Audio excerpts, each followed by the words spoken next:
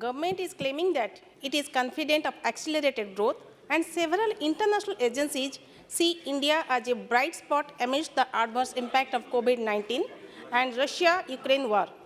This is a positive thing, but high unemployment, increase in the number of poor people, less private investment, decline in public sector investment, and record-breaking food inflation in recent times have affected all sections of society. Rupee is falling like never before. Now, in this situation, what corrective measures is the government taking? We have become the 5th largest economy, but at the same time, nearly 18 lakh children in India are severely malnourished. Dropout rate of children in primary school has increased from 1.9% to 3.02%. I am hopeful Honorable Finance Minister will address these issues in her reply. Sir, several state governments have taken initiative on their own to heal the wounds of the people. Odisha government, under the leadership of Honorable Chief Minister Sri Naveen Patnaik ji, has taken many pro-people and pro-development measures. Some of them are as follows. So first, the state is leading in reducing poverty, and it has come down from 63% to 29%, while 80 lakh people have climbed out of the poverty line. So second, Odisha is the only state in India to have doubled farmers' income. Third, Odisha is increasing in the steel production by nearly 10 times in the last 2 decades. Recent Make in Odisha conclave has generated investment intents of 10.5 lakh crore with potential for 10.50 lakh direct and indirect employment. Fourth, through Mission Shakti, government is working tirelessly to empower women to be model entrepreneurs and leaders. Fifth, Sir, Odisha is committed to provide a pakka ghar to every household. Odisha is the only state where beneficiaries are getting financial assistance not only for the construction of the houses but also for their repairing. Rupees 1,444 crore has been directly credited to the bank account of 31 lakh household beneficiaries under Biju Pakka Ghar Yojana for repairing of their houses. Sir, when developmental activities of such a large scale are going on, the people of Odisha also expect same support and cooperation from central government in a federal structure. In 2019, Centre has promised Odisha in the aftermath of cyclonic storm Fani for approval of 1.84 lakh houses under the special PMAY Gramin program. So many people had lost their houses in the 14 districts of Odisha, which were affected by the cyclone. People are still waiting for the central assistance. I request the central government to immediately sanction 1.84 lakh special PMAYG houses as promised to Odisha in the aftermath of cyclonic storm Fani, and also to open hours plus window to incorporate those who were not included in the list of beneficiaries under this scheme. Sir, delay in MGNREGA payment is another issue. Odisha is yet to get its dues of around 1,700 crore from the centre.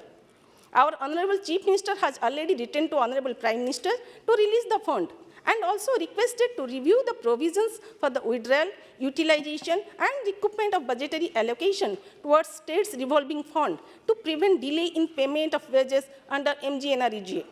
Odisha government, in order to address the distress migration in 20 migration-prone blocks, of our 4 districts, namely Balangir, Bargarh, Kalahandi, and Nuapada, has approved a new state sector scheme, State Support to MGNREGAs, wherein it has decided to provide additional 200 days of work over and above the guaranteed 100 days of work mandated under MGNREGAs Act 2005.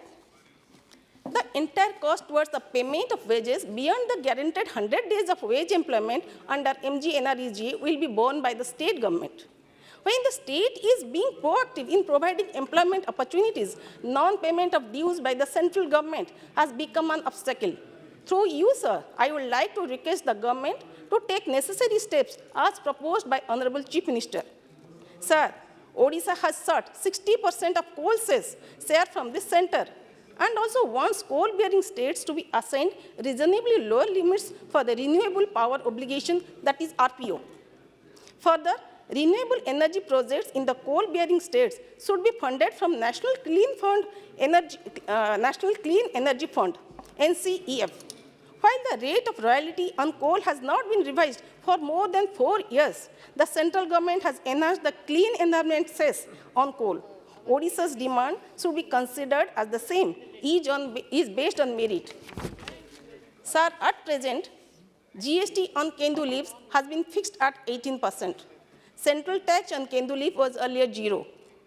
Considering the difficulties of the tribal people and the livelihood problems they are facing after GST, I request the central government to place the matter before the GST Council and reduce the GST on Kendu leaves from 18% to 5%.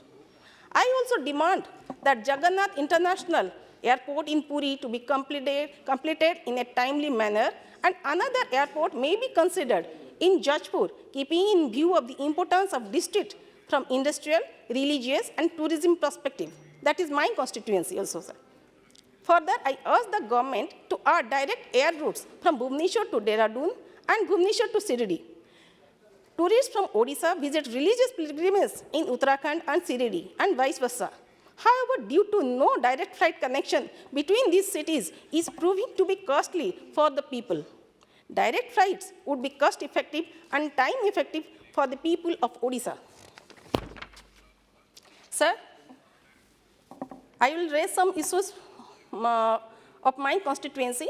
Sir, Jajpur is famous for tourism. Vaishnav, Saiva, Sakta, all the tourist destinations are there in my constituency. Besides, the district has a rich legacy so far as Buddhism is concerned. I demand that these tourist spots to be developed with central assistance and Buddhist site be covered under Buddhist circuit.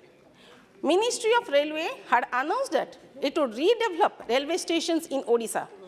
The ministry had narrowed down 12 stations in Odisha, namely Puri, Bhadrak, Barampur, Cuttack, Jajpur Keonjhar Road, Khordha Road, Rayagada, Sambalpur, Baleshwar, Jharsuguda, Raurkela, and Bhubaneswar.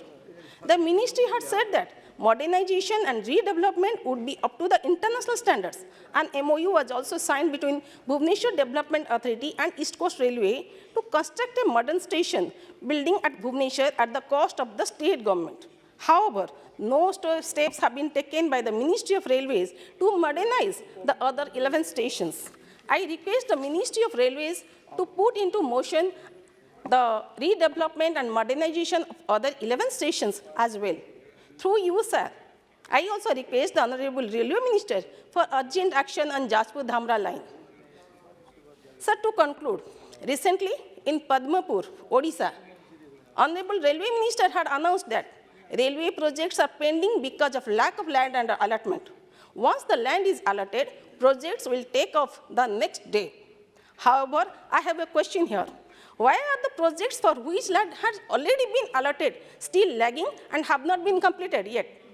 As on 1st April 2021, railway projects costing rupees 55,219 crore for 4,643 kilometers length, falling fully or partly in the state of Odisha were pending for completion.